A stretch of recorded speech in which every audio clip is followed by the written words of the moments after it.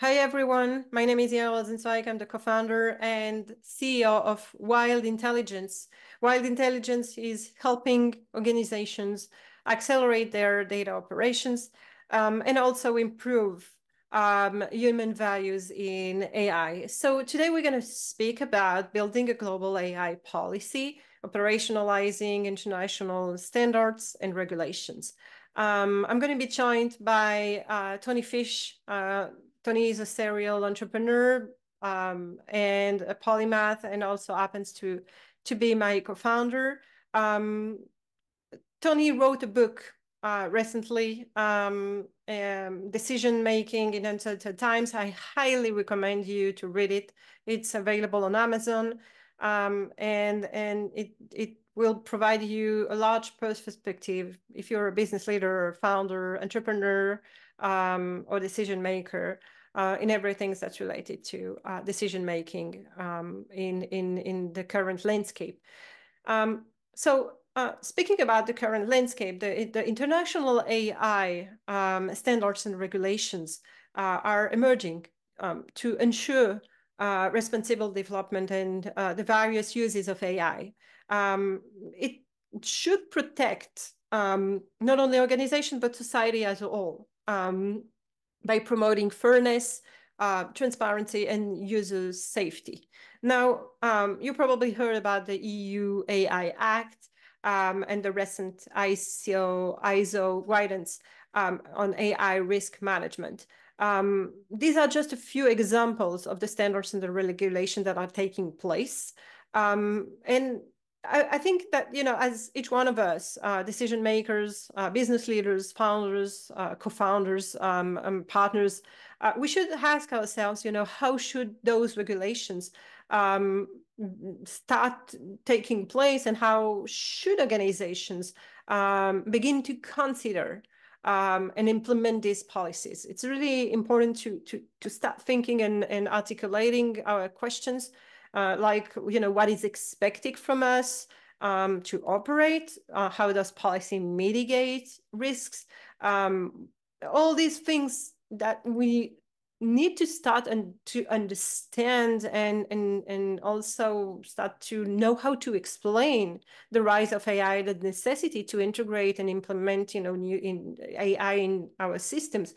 What are, the impacts inside and outside the companies, and also, the growing need for international standards and regulations on specific operations, not on everything, but what is important to ask, what is important to understand, what is important to step up with. So how do we make better decisions? And what really necessitates global policy? This is what we're going to speak about with Tony. As you may know, the current landscape is quite dynamic. And we have, the key players like OECD, the EU, individual countries taking also a few initiatives, deploying new operations and new parameters around AI. And what are the core principles, beyond fairness, accountability, transparency, trust, governance, privacy, security? What is how do we consider, the concept of operationalizing these standards? How do we translate these principles into actionable insights? What are the next steps for organizations and businesses? What is the level of importance that you consider when it comes to conducting algorithmic audits or implementing human oversight mechanisms? So all these questions, all these aspects are going to be shared all along, the next few months, or maybe probably the next few years. As we speak, we probably heard about OpenAI sharing more with a robot, Figure 01, and ChatGPT and Gemini by Google. So we're gonna see the emergence of new tools, new ways of using AI. Again, the right questions and proper decisions need to be explored. Hello, Tony. How are you? Yael, good morning. I'm well. How are you? Very well. Thank you. Thank you for your time and sharing your knowledge. So today we're going to speak about building a global policy focused on AI. Everything's related to regulations and standards. And let's let's speak about first, the emerging AI tools systems going on and how companies can make better decisions actually with AI governance. Yeah, great question. How do we make better decisions? That's right. How do we make better decisions? So I have an opinion how we make better decisions is we ask better questions. Yes, I agree. I agree. And what we see right now in the landscape is that most business leaders lack of knowledge on how to ask better questions, particularly with generative AI. And we Yeah. saw that with ChatGPT, and there are plenty of opportunities to explore, but actually it's really difficult to to understand all the the parameters that are open. Um, Yes. the real question is today how we've heard about the EU AI Act that's actually Yep. makes a lot of noise. And I feel that again most companies lack of guidance. What do you think? How is it possible to make implementation integration about AI today? I think we also need to frame it in things we know about, because if we talk about things we know about, it's easier to talk about things we don't know about by using the analogy. So the Yes. things we know about are, in terms of business, two really important functions, which is, finance and sales. And if we are sat round either in a team leadership meeting, a executive meeting, or a board meeting, kind of like we know how to frame questions around finance. And we know through ratios and knowledge and experience what looks good, what looks bad. If something looks bad, what's happening? If we're within the bounds we want to be against the budget that we've set, Right. where are the variances? And we've kind of like got this process, methodology, series of rules, series of heuristics, which allow us to ask questions about finance. Mm, One, to understand ourselves, but secondly, to highlight if there's any issues that are occurring. It gets a little more complicated with the issuance of public reports because of things yes. like standard accounting practices and the manipulation that very clever people can do through interpretation of certain rules at public. But that's all in a way it is understood, and it is all a determinant of risk. Right. If we look at marketing, we're exactly the same. What is the value of this customer? What's the lifetime of this customer? We've created over time really good questions to Yes. help us understand our market, our audience, our customer, their value.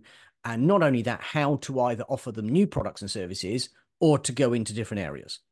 Yeah, And or to deploy any approaches, yeah, go to market, whatever, innovation loops. It's yeah. right. It's right. Yeah. Well, But if we take those two analogies and say, if we ask any of those questions of AI, they don't make any sense. And we can ask some pretty simple questions about AI, which we either read from, a LinkedIn post, a Medium post, something that occurs in our daily feed. Heaven be a bit forgive, but something occurs on Facebook or TikTok, and you go, "Oh, that's a great question." So we have some questions. we have some. And the question is what we don't know is what we don't know. And in finance, what we don't know, but actually somebody else does. Yes. With AI, particularly when it comes to AI ethics, decision making, I don't think we know what we don't know. We don't actually ask a question such as, what is the purpose of our data? In fact, I don't think we know how to answer the question. We don't know how to ask the question, what's the health of our data set? We wouldn't even know how to unpack it. And therein lies, I think, the problems when we come to AI. We want to ask superficial questions because they sound good, Right. and to something you're really keen on and talk about, which is immunity. So maybe you want to talk about immunity within that context of how we don't know what we don't know. Yes, exactly. And thank you for that, because I think we evolve slowly but surely at our pace into what AI can provide to humanity in terms of values, in terms of uh, functionalities, in terms of helping enhance humankind, if we can say, or at least enhance our brain, and see how far we can go in terms of performance, also inside the organization. And the question really here is about how can we bound or actually deploy some defense around the perimeter that we allow ourselves. And now, when it comes to immunity, which is at the core, which is something that I think is slowly emerging as we use AI and we explore, more about the capacity of a technology to help us, advance. Is it about having at the core a layer that secures the whole system? Is it about having more defensibilities, or is it more about immunity that we need that helps us to protect, but also to attack? And when I speak about attack, it's more about performance, scale, using the tools that we have and deploy new tools and new processes for the sake of society, first of all. So do regulations and policies are today enough? Or what do we need? What kind of tools, what kind of processes do we need to bring to the table? Actually, is immunity part of the regulations responsibilities, or is immunity part of the responsibility of a business?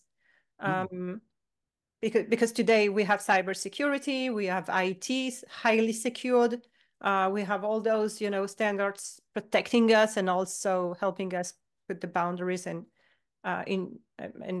comply with whatever Yeah. you mentioned earlier. So really the question here is, what kind of new layer do we need as a business, but also as a society, to both protect and both step up Yeah. towards the next steps, So particularly I, because of AI, but so not I, only. so I have a question. It'd be interesting to hear your reflection on the question, which might help people in the audience, which is Yeah, in management and in a board meeting, quite often it's really useful to sit back and watch people present.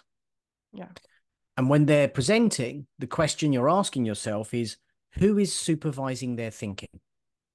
Because if you ask that question, it really helps you see why they're presenting what they're presenting. So who in that room is having their thinking supervised, and who is actually doing the thinking?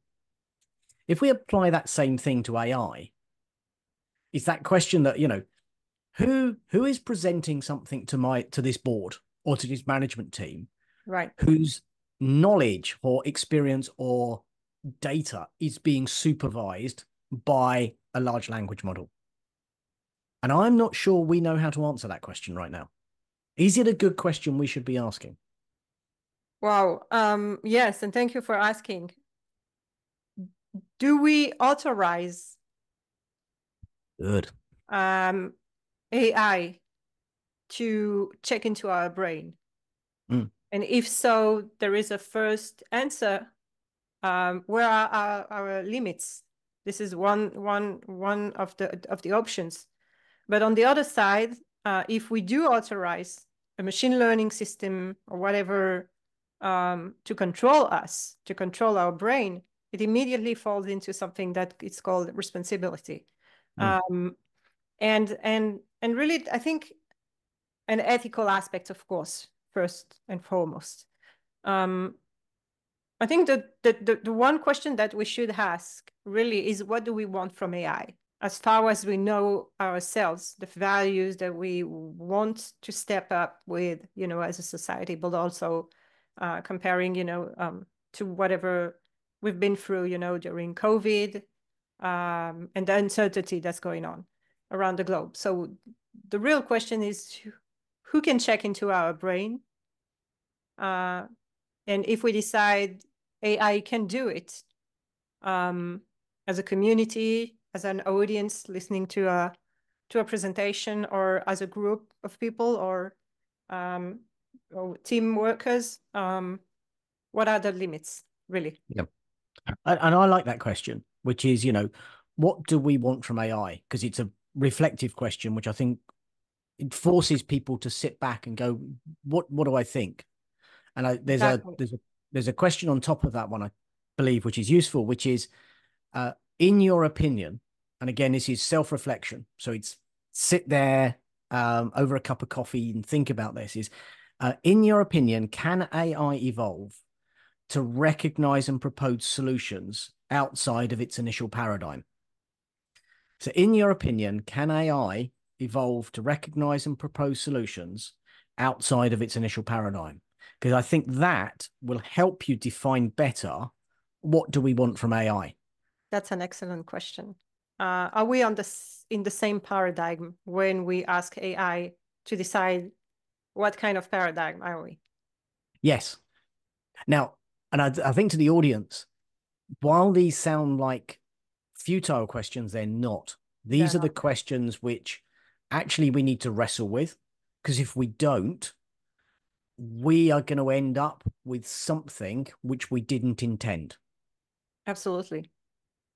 And this is part also of the processes that are inside the rooms of the decision makers about, regulations and policies. I think, most of the regulations that we see today, ongoing processes that are trying to standardize whatever is related to the uses of AI, are mostly on very specific markets and fields. And so Yeah. we need to mention that, because, again, speaking about paradigm, comes back to what kind of values do we want as a society, and what do we want from society? Yeah. What are the incentives? What are actually the beliefs that we have? Expectations also. So these are the questions. It's not futile at all. Yeah. I think these are the primary questions that, when you're a founder or when you join a company that does AI or work with AI, or any kind of organizations that step up with, the new technologies. These are really the questions that everyone needs to ask, as a first mindset. Yeah. I think that's a really good takeaway for anybody who's listening to this, which says, it's worth reading the EU papers on AI. They're actually very, very good. They are But very good. they are very good. They're very well thought through. They've been very well debated, honestly and openly. But the question you should take is not if you agree or disagree. I don't think that's particularly helpful. And it's not to look for commentary or somebody could do better. Everybody could do better, because we're in something which actually is really hard. But the question, I think, like Yael, you've given people, which is, would AI, or does AI see the same paradigm as we do?